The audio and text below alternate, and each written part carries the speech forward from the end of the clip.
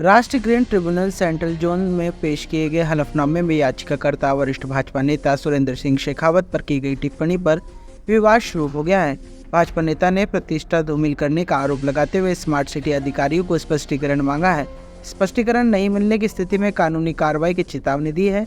भाजपा नेता सुरेंद्र सिंह शेखावत ने बताया कि 2021 में अजमेर की सुंदरता को बनाए रखने के लिए आना सागर के कैचमेंट एरिया में स्मार्ट सिटी के नाम पर किए गए कार्यों को लेकर याचिका दायर की थी।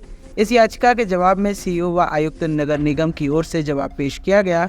इस जवाब में लिखा गया कि याचिकाकर्ता जिस प्रकार एक मक्खी बिना काम के व्यस्त रहती है और इधर उधर उड़ती रहती है, वह कहीं पर भी बैठ सकती है, इसी प्रकार याचिकाकर्ता बिना काम के व्यस्त रहने वाला व्यक्ति है तो उसके पास कोई काम नहीं है। उसके पास बाय हुक या बाय कुक यानी साम दाम दंड भेद से अपनाते हुए अधिकारियों को परेशान करने के अलावा कोई काम नहीं है। शेखावत ने कहा कि ये टिप्पणी कहीं न कहीं सुनियोजित तरीके से प्रतिष्ठा धूमिल करने का प्रयास है। आज जिस प्रकार से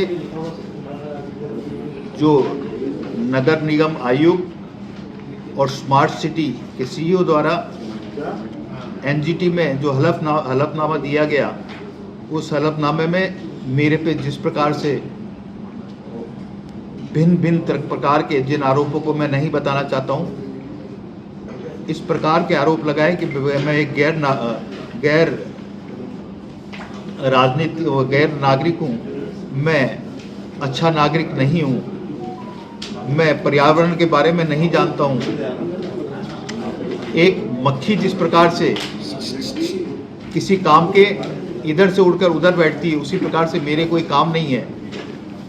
और सूचना के अधिकार में मैंने कईयों को परेशान कर रखा है, लेकिन मैं कहना चाहूँगा कि सूचना के अधिकार में केवल एक सूचना के अधिकार में मैंने आज तक अपने जीवन में लगाया है, वो भी एनजीटी के चक्कर में।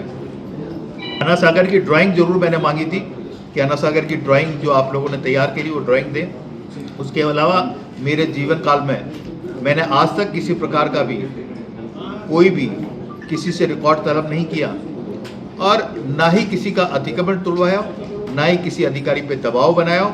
इन्होंने ये भी एक आरोप लगाया कि ये बाय हुक एंड क्रुक लोगों से काम कराते हैं। आज तक की मेरी छवि जो थी, मैंने आज तक जिससे भी काम कराया, आप पत्रकार साथी भी मेरे साथ में हैं, मैं प्यार दे और प्यार लो की भावना से जीता हूँ। मैं प्यार देता हूँ और प्यार से ही काम कराता हूँ। और इन्होंने मेरे पे इतना गंभीर आरोप लगाया कि मैं डरा धमका कर भी काम कराता हूँ। इनसे मुझे बहुत पीड़ा पहुँची और निश्चित तौर पर अगर ये अपनी माफ़ी ये नहीं मानते हैं तो मैं मजबूरन मुझे निश्चित तौर पर मानहानि का दावा करना पड़ेगा और कोर्ट में मैं इनसे लड़ाई लड़ूंगा।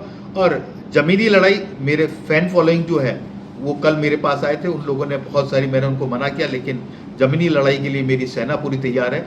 और भारतीय जनता पार्टी एक अपने आप में बहुत बड़ी पार्टी है जिसका मैं एक कार्यकर्ता हूँ। भारतीय जनता पार्टी अपने स्तर पर इनसे अलग से बात करेगी। भारतीय जनता पार्टी के अध्यक्ष होने के नाते अध्यक्ष से भी बात करके मैंने इस प्रेस कॉन्फ्रेंस को किया है। और अब भारतीय जनता पार्टी भी अपने लेवल पर जिससे जो बात करेगी उच्च स्तरीय बात करेगी। मुख्यमंत्री से भी मिलना पड़ा तो मुख्यमंत्री से भी मिलना पड़ेगा, और इनको सबक सिखाना पड़ा तो सबक सिखाने के लिए भी हम तैयार हैं। यही मैं कहना चाहता हूँ। वन उपवन जो हमारे नाका मदार के अंदर तैयार किया गया, जो अनीता बघेल जी ने बनाया था, उसके अंदर पौधारोपण जो किया गया था, मुझे अच्छी तरह से ध्यान है कि वहां पर मैं और मेरे भाई हर हफ्ते एक दफे वहां जाते हैं, उन पौधों पे पानी देते हैं, उन पौधों को सींचते हैं जिन पौधों को हमने पैदा किया। और कोई भी ऐसा वृक्षारोपण का कार्यक्रम नहीं होता जहां भी मुझे मौका लगता है मैं वहां जाने का प्रयास करता हूं। और मुझे अभी तक, जहां तक मेरे गहन में मुझे ध्यान है, मैंने आज तक जो 117 के आसपास पौधे लगा दिए हैं। 117 पौधा लगाने वाले व्यक्ति को इस प्रकार की टिप्पणी करना क्या शोभनीय है? मैंने क्या लगता है ये राजनीति से पूरा? ये मुझे कुछ पता नहीं, ये क्या किस तरह से ये षड्यंत्र रचा गया है। इस षड्यंत्र के जड़ तक निश्चित तौर पर मैं भी जाऊंगा, आपको भी जाना चाहिए, क्योंकि आप भी इसमें पार्टी बने। संगठन को मैंने सूचित कर दिया, संगठन ने स्वीकृति दे दी कि आप प्रेस कॉन्फ्रेंस करें, उसके बाद संगठन अपने स्तर पर बात करेगा। जैसे कि आज सुबह ओम प्रकाश जी बढ़ाना से मेरी फोन पे वार्तालाप हुई, उन्हें कलेक्टर से बात करी तो कलेक्टर महोदय ने कहा मेरी प्रसंज्ञान में ये चीज नहीं है, मुझे नहीं पता कि इस प्रकार का हलफनामा दिया गया है। आपको क्यों टारगेट किया? क्योंकि मैंने दावा किया, दावा मैंने किया तो टारगेट मेरे को ही करेंगे।